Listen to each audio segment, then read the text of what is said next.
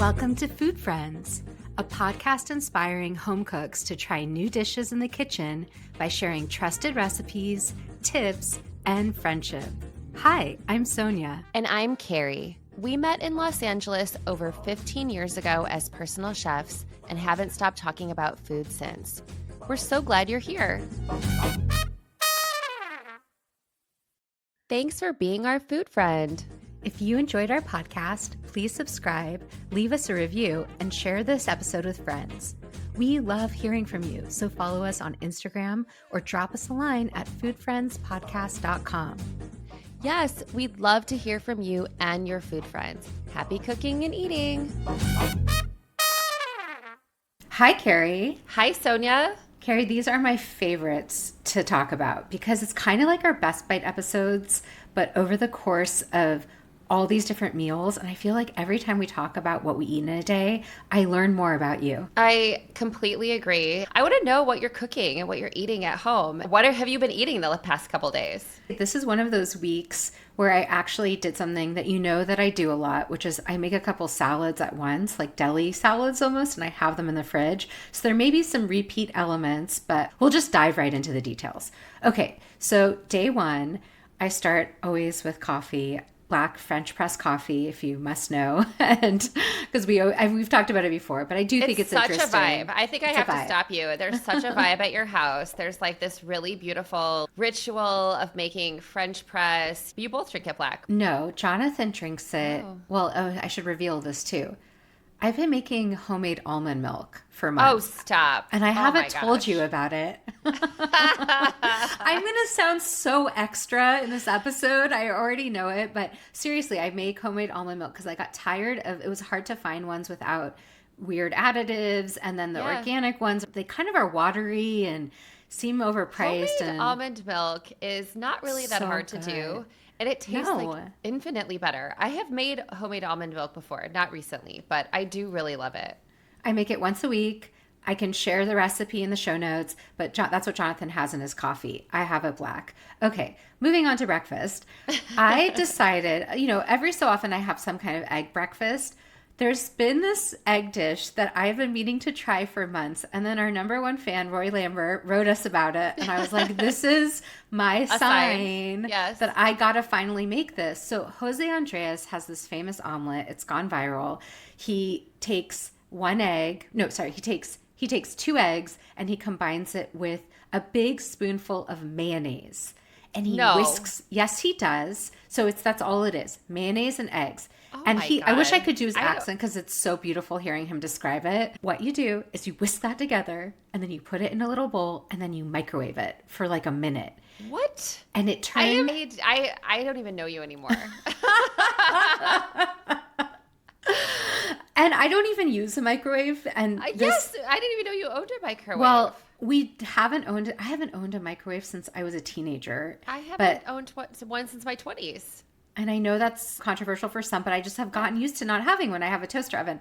I moved this year, and in this place, we had a brand new microwave. So I almost never have turned it on since we've moved here.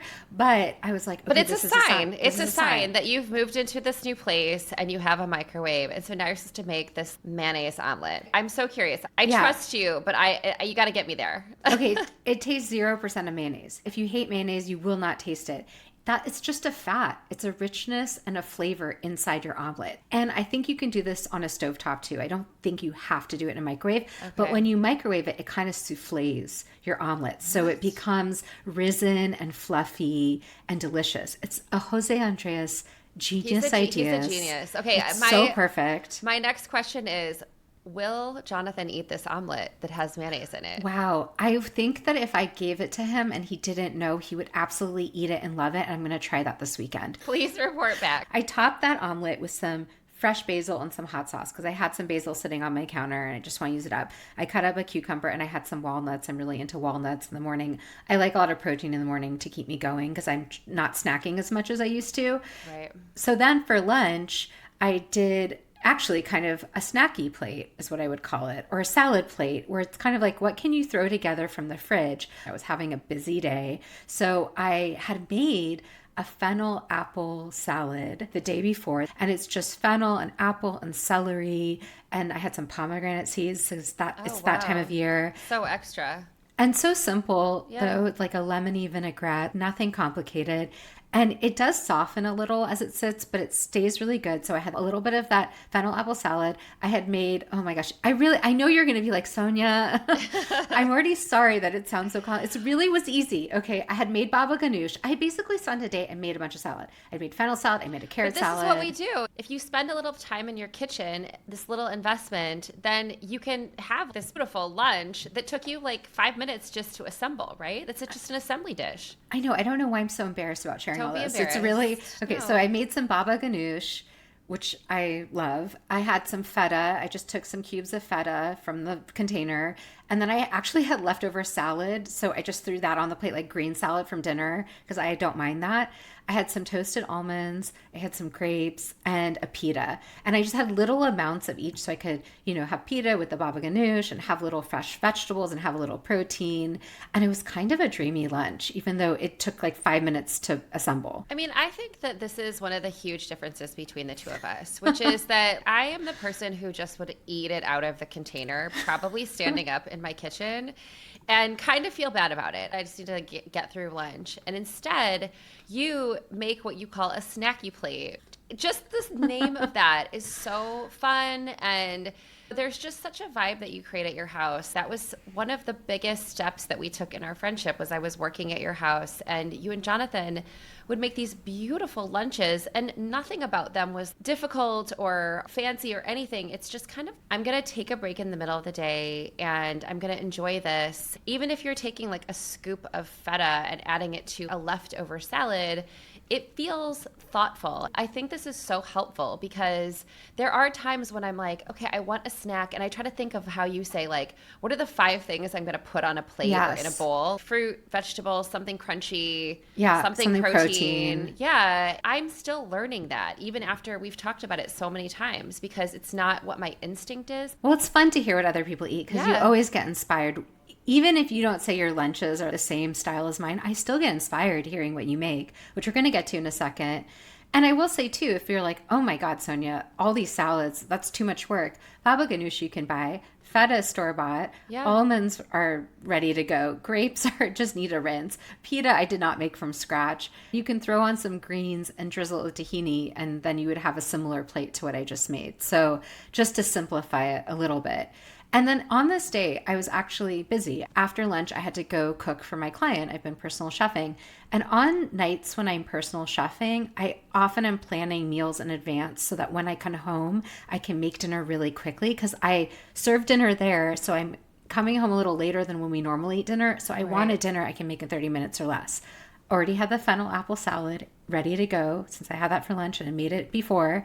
So that night I made something that I actually also make for my client, which is a really classic herb and garlic salmon, which I know is not a new idea, but I hadn't made it for a long time. The last time I had been really regularly making it was when I was a personal chef in my 20s. And you chop up a bunch of rosemary, you chop up a bunch of garlic, you can add thyme or tarragon, and I chop it really fine, and then I kind of just rub it over the fish with a little bit of olive oil. So you almost make like a little herby paste. I put it in a hot oven at 425 for 13 to 15 minutes, depending on the size of your filet.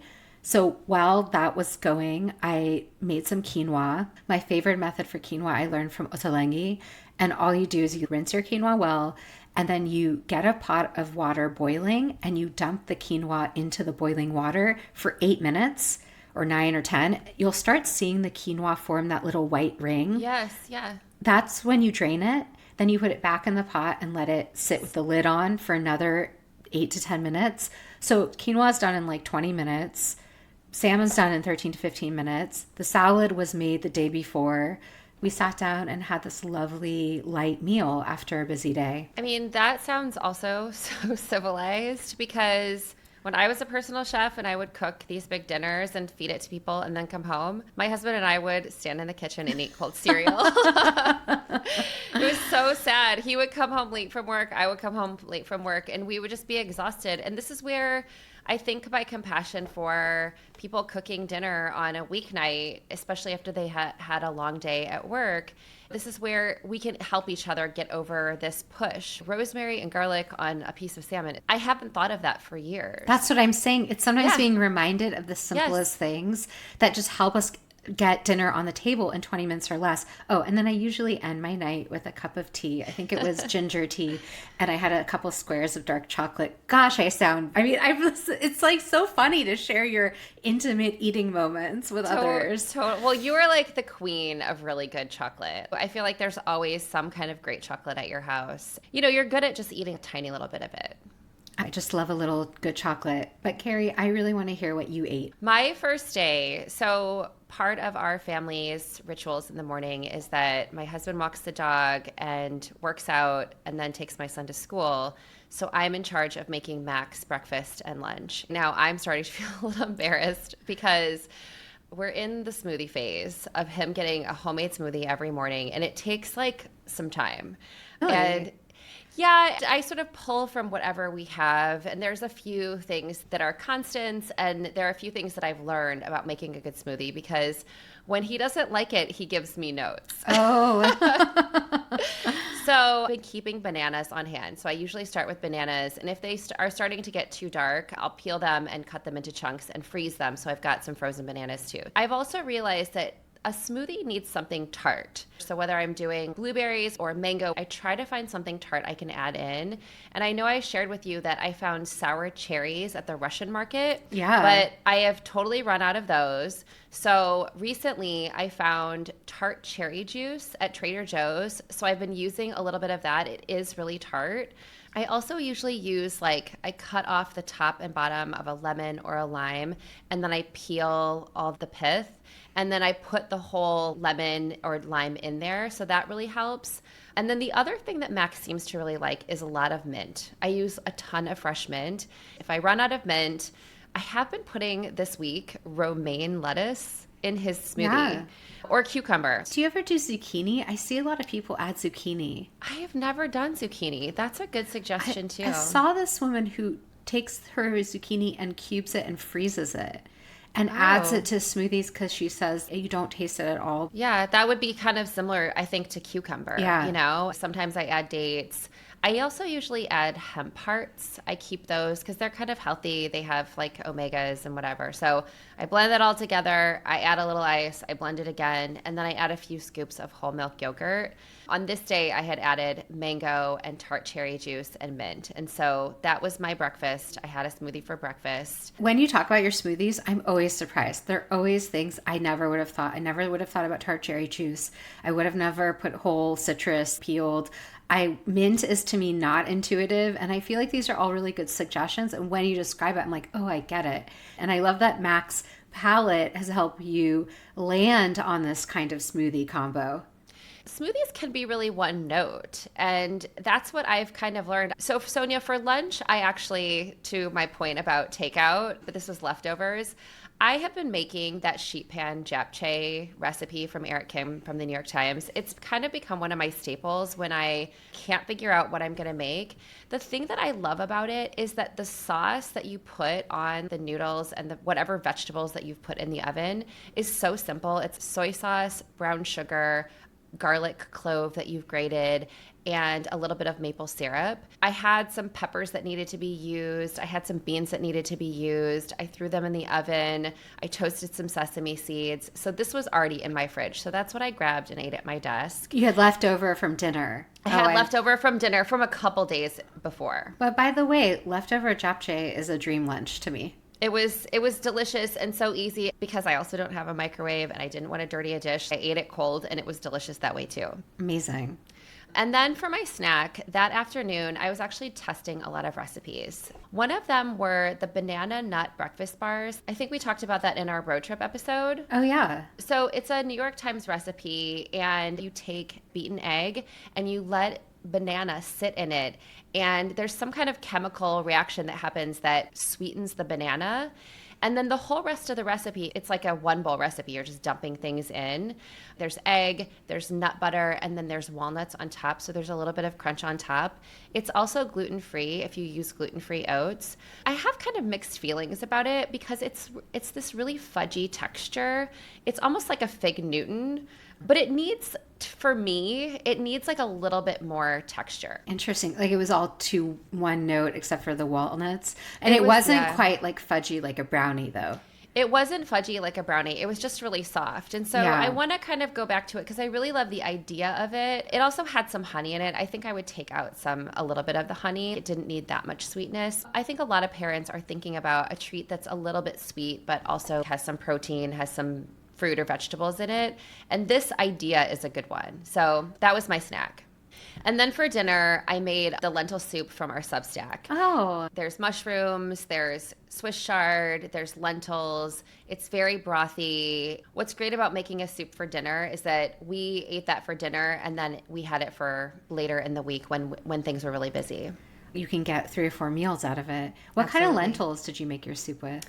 I used black lentils. I love black lentils. I love a black lentil, but I also have been looking around for the beluga lentils, and I haven't found them at my Whole Foods. Right, because they're a little different. The beluga are also sometimes those French lentils, like they're dark olive green, and they're smaller than a typical brownish green lentil. And then black is just black. I like beluga lentils for lentil soup, too. I feel like Ina Garten taught me that at some point because they hold their shape really well, which is really nice. Yes. And I love a lentil soup in the fall. You're making me crave lentil soup. I love these reminders. Again, it's like we've talked about lentil soup a gazillion times. Yeah. But sometimes you just need someone to tell you they just made it to crave it and make it yourself. Absolutely. Well, Sonia, what did you have on day 2? Okay, started out strong with my coffee again. All right, I have a new breakfast recipe that I want to share with you that I've recently gotten obsessed with. So when we had Sue Lee on our show, she mentioned that her favorite cookbooks are by Amy Chaplin, who I had kind of been aware of and I'd seen her recipes, but I didn't own any of her cookbooks. But recently I bought one of her Whole Foods cookbooks. So she's like a vegetarian Whole Foods chef, recipe developer, meaning it's just no processed foods, lots of produce, lots of grains. Her books are really gorgeous too. I'm sure we'll talk about this more when we talk about her cookbook episode because I've really fallen in love with this book. But she had this recipe. This is the recipe that made me buy the whole book. So it's called a bircher bowl, a chia bircher bowl. You know that I love yogurt bowls as one of my staple breakfasts because I love to add a bunch of stuff to things, nut butter, seeds, fruits. And this bircher bowl is kind of the best of overnight oats, chia pudding, and a yogurt bowl. And again, I know I'm being extra in this episode. I know not everyone's going to relate to me. And some people are going to relate more to eating leftover takeout or whatever. But this is honestly how I am, and you know that. Yes. So at the start of the week, when I was making all these salads, I also made a batch of these bircher bowls, which involved soaked almonds. You do have to soak your almonds in the fridge. I'm already doing that for almond milk, so I just made extra. And then you take your almonds and you blend them. But instead of straining them like you would for nut milk, you're actually just taking that blended almond mixture as the base liquid for your bircher bowl. So what you do is you get some rolled oats, some chia seeds, hemp seeds, ground flax, which I've been eating every day. So this was like an easy way for me to start adding ground flax to something. And I think that's the base of it. And then you pour that blended almond mixture over your oats and your seeds mixture, and you just let that sit. And you can eat it within 25 minutes, or you can make it and have it in your fridge all week. And have it sit, a cup for days at a time. The other thing is with the almonds, she adds vanilla extract and cinnamon. And there was such a sweetness to this. I know this is something people do with their almond milk and with their chia puddings already, but I found that this didn't need any additional sweetness. There was something about the combination of the amounts of cinnamon, the amount of vanilla, the amount of almonds that added a lot of sweetness to the oats and the chia. And then I just topped that with some blueberries, some blackberries, some goji berries. I also still had some pomegranate seeds, like I had mentioned, for that salad. So this was a little fancy, I guess. I don't always have pomegranate. It was my favorite breakfast in months. I love this. I mean, Sonia, I would literally never think to to make this combination.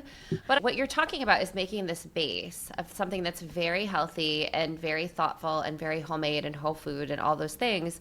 But then you're customizing it. At my house, I could use a banana and some walnuts and maybe like a handful of frozen blueberries on top or something. Definitely, I'm going to be adding frozen fruit in the winter when the berries aren't as fresh or whatever, or apple or banana, like all the things you said. There's also a grain-free version of this recipe. I'm going to link both. If you're the kind of person who's like, ooh, that sounds good, I highly recommend you try it. And then it's like, I have breakfast for the week. I'm a person who struggles in the morning. The morning is not my time. And so to already have something like that made for yourself, I do have an idea, because this has always been my complaint about making almond milk. You know, almonds are an investment. And so when you're making almond milk, you're using a lot of almonds, you're soaking them, you're pressing them, but then you have all this pulp. Would you just use this pulp as the base for your mix? You're not straining it like almond milk. You're using the blended almonds, but you're saying if I made almond milk, if you made almond milk, could you throw the strained almonds in there? Because you would get it's the same thing. All right. So for lunch, I had a jalapeno cheddar bagel from Tabor Bread. Tabor Bread is one of my favorite bakeries in Portland. They make sourdough bagels. So this is not like a New York style bagel. I think of it as a Northwest style bagel because it's local flour, but it's delightful. Is that your favorite flavor? If I was going to buy you a bagel, I don't know that I would think to buy you a jalapeno cheddar bagel. Like I don't. Okay. I would like buy you maybe a sesame or everything. Those sesame are maybe because that's what I would want. No, sesame is my main bagel order. Okay. And at any other bagel shop, that's what I would have gotten. But from Tabor Bread, this specific bakery, their jalapeno cheddar, I don't think it's even cheddar. It might be pecorino. I don't know. Oh, wow. It's so refined. It's so complex. It's not like your typical jalapeno cheddar. We're going to post all the photos. Yeah, I want to see the picture of this bagel because we'll include it in our I did not peg you as a jalapeno cheddar bagel kind of girl. Well, we'll include all the pics in our Substack on Wednesday, but we'll also post on Instagram. Right. You'll see. It looks like a kind of hippie bagel. And then I had some of that leftover salmon, the herby salmon on the side. I just toasted the bagel and had some butter, had leftover salmon, and I had some carrot ribbon salad that I'd made earlier in the week. Wow. That is on my test kitchen list. Well, I was curious if you would make it because you don't love carrot salads. I don't love carrot salad, but I don't think I ever reported back that I did make Moroccan carrot salad for my family from one of our episodes, and we loved it. Oh, good. And we ate it. I made it a few days in advance, and it was sitting in the fridge, and there was a Saturday where everyone was kind of like, what are we having for lunch? And I was like, look it, I made this carrot salad, and everyone loved it. So I'm curious about this ribbon one because it's kind of sexy, don't you think? Well, it went viral. There was this creator, Chrissy Young, on TikTok who made it really popular this past spring. Somehow she just made the combination of flavors work so well. It has soy sauce. I do lime juice. She does vinegar. You can add chili crisp to it or not, toasted sesame oil or not. And it's just kind of tangy, salty, and it really can sit for a week. And it gets softer just like the fennel, but I don't mind that. Right. You could eat it right away and enjoy it like that, or you could just have a softer version that's so flavorful. This was perfect for me also on a busy day. Yeah. It took 3 minutes to toast my bagel and everything else was leftovers. I mean, a buttery toasted bagel with a piece of salmon and carrot salad. It just worked that day. So for dinner, I made a staple in our home. Like you were talking about, japchae is one of your staples. One of our staples is kotlety, which are, or kotlety, if it's easier to say, which are a Ukrainian, a Slavic, a Russian sort of meat patty. It's not quite a meatball and not quite a burger. It's somewhere in between. It's somewhere in between both in size and in ingredients. But it's similar in that you take onion, garlic, egg. I like to add herbs or scallions to it. And you want to bind it. And usually you'd want to use some kind of breadcrumb. With my client that I've been cooking for, I make these for her as well. She doesn't eat grains, so I had almond flour as the binder. And that's been working super well if you're grain-free. Do you ever use potato? Because there is a cooking chat that I have been on for many years, and it has a lot of Persian moms, and they talk about making cutlet. And I feel like sometimes there's a potato like element. A cooked potato or like a cooked by potato. the way, thank you for sharing that because There's all these recipes that Persians and Slavic people share, and they have almost the same names. Yeah. And I didn't know this was another thing that is in that arsenal of recipes, but that makes so much sense to me. I have never added potato, but that also sounds delicious and like it would work so well. So yeah, this is just ground meat. In this case, I had ground dark chicken. You could do turkey, you can do beef, you can do pork, you can do whatever meat you want. And so it takes 5 minutes to make, kind of the meat patty mixture. And that takes about 15 minutes total. You just are basically cooking them on each side until it's cooked through. It's in a pan. You're just sauteing them. Yeah. Like frying them in a pan. You're frying them in a pan. Then I had some braised Romano beans. Those took about 30 minutes. So I make a very simple tomato sauce with a little bit of oil and onion and garlic and some fresh tomatoes. That's the base. And then I throw the Romano beans in there and I put a lid on it and I let them kind of simmer and steam in that tomato sauce. I had some leftover pita from before, so I served that on the side with a really simple green salad with a tahini dressing. I also had made the tahini dressing in advance and had that in my fridge. I do think part of my way right now, because my schedule is busier than it has been in a while, and because I'm not working just at home, I used to work at home, is to have Sunday, Monday, any like start of the week time where I can make a dressing, make a couple salads, make a dip, make something stewy or soupy just to keep in the fridge for the week. Well, what you're doing when you do that is you're saving yourself even 5, 10, 15 minutes on a weekday, which sometimes really makes a huge difference. I'm so glad to be reminded of the cutlet because it was this dish that all these moms were talking about making for their kids when our kids were little. And the way that they talked about it, I was like, oh, I'm going to have to make this. And so it's been years. It's really home-cooked comfort food. And then I also wish that we had had this conversation last week about your Romano beans and tomatoes because I had Romano beans and tomatoes and I never actually thought to braise them. That's so like my simple. number one way to cook Romano beans is braised in some kind of tomato sauce. It's one of my favorite recipes or dishes of all time. It's kind of a classic across a number of cultures, like I think Greece, Turkey, whatever. But anyway, so simple. You'll link a recipe for that too? Yeah. Okay, great. Yeah, I would totally make that. I had like a handful of them that went bad, and I hate that. I know, that's the worst. I've been there though. Yeah. Well, Carrie, what was your second day of eating like? So I think I also forgot to mention I need coffee before I can do anything in the morning. And our coffee situation is more of we set it the night before. It's a drip machine. It's just get the caffeine into your body. By the way, that's what Ina Garten does too. And I love when she does on her show, it's like, I'm making coffee for me and Jeffrey. And it's like the pitter patter of the machine. It's sweet. Yes. We push the button. And usually my husband is the one who gets up first. So he pushes the button. And I am drinking coffee and making Max breakfast and making his lunch.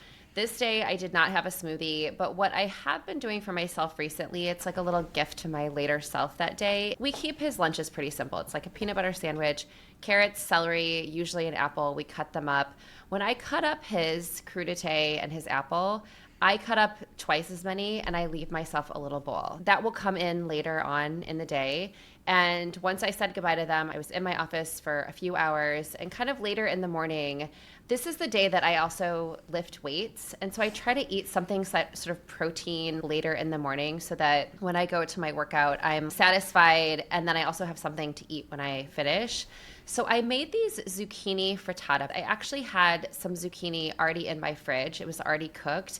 And it was really from that zucchini crostini that we talked about where you shred zucchini and salt it, which is something people do all the time. I had just never really done it, and it makes it kind of really meaty. Is that how you would describe it too? You mean like when you salt shredded zucchini? Yeah. You salt shredded zucchini and you let it sit in a colander, and then I squeeze all of that liquid out. So I think the squeezing of the liquid just makes that zucchini firmer. So yeah, I haven't thought of it as meaty, but I know what you're getting at. Well, I always find zucchini, especially cooked zucchini, to be flimsy and sort of watery. When you squeeze all that water out, it just has better texture. This recipe has you cook the zucchini So you can do that ahead of time. I was just combining that zucchini with eggs, with a bunch of basil leaves, which I actually used the way that you would use spinach. Like I just used tons of basil. And it reminded me of one of our very first episodes where we talked about that life-changing frittata. You do need a really great milk or cream. I used whole milk. I used shredded cheese. I used that quattro formaggi from Trader Joe's that I just had like a bag of that. But you could also use Parmesan cheese, which is what they call for in the recipe. And it's just a mixing of the vegetables, the eggs, the milk, the cheese. I popped them into muffin tins so that I could have bites and take them with me. My whole kitchen smelled delicious. It was such a satisfying brunch lunch on a weekday. I do have sort of one complaint that I wanted to bring to you, which is that those eggs in a muffin tin, they stick. So do you have do you have a trick for that? I mean, were you spraying really well? I coated them with butter. I did add a couple of pieces of bread. I had a heel from my sourdough loaf that I added. I was thinking maybe in the future I would just put the bread in and then put the egg mixture on top. But also, does silicone help them release? When I make crustless egg dishes, I have issues with sticking. Yeah. Definitely parchment paper helps, but that's not really realistic in a muffin tin. So maybe someone out there can tell us. I also wonder, maybe if you preheat your muffin tin, it might help because then like when you pour it in, that's my one thought. That's another good thought. I'm curious if any listeners have some tips because egg bites are the perfect little snack and meal prep thing because you can also freeze them. They're incredibly versatile. So I'm going to keep working on that. I have to say the zucchini, basil, cheesy combination was really delicious. And then that day for snack, I took my little bowl of crudités with me in the car. I picked up Mac from school and we had a bag of popcorn. What brand? I like that the Lesser Evil. It has the Buddha on it. I love the Lesser Evil, but now what flavor did you get? We like the Himalayan Gold. That's kind of our favorite. What's your favorite? That's the buttery one, right? The buttery one. Yeah, we love that one. We love that one and the white cheddar one as well. Oh, I don't know that I've had the white cheddar one. Really Mac doesn't tend to like cheesy snacks like that. And then for dinner, I made this really simple mushroom pasta. And I think it's because I had mushroom pasta on my mind from when you mentioned it in our fall farmer's market episode. We had just been to the farmer's market. I had just bought a bunch of shiitake mushrooms. I always have pasta in my house. And I kept it really simple. I find that so many of those recipes have cream and wine and all these other things. And what I did was I just browned those mushrooms really well. I added some garlic. I added a little bit of pasta water and I added a lot of Parmesan cheese. And it was just kind of like a cheesy, buttery pasta. And the really sweet thing was that Mac and I ate it outside on the front porch because the weather is so nice in LA now. And it was just one of those perfect pasta ends to a perfect day of eating. You know how much I love a simple mushroom pasta. I've already talked about that. So I love that you made it. And LA really is quite warm in September. So it's still like its own little season. And it's the perfect month to eat outside in. Absolutely. Well, Sonia, I've learned so many more of your quirks. There's certainly quirks. And I always learn stuff from you. I love being reminded about lentil soup. I love these smoothie tips. I'm going to be incorporating both of those into next week's meals. Same. Until next time. Bye. Bye. Thanks for being our food friend. If you enjoyed our podcast, please subscribe, leave us a review, and share this episode with friends. We love hearing from you, so follow us on Instagram or drop us a line at foodfriendspodcast.com. Yes, we'd love to hear from you and your food friends. Happy cooking and eating.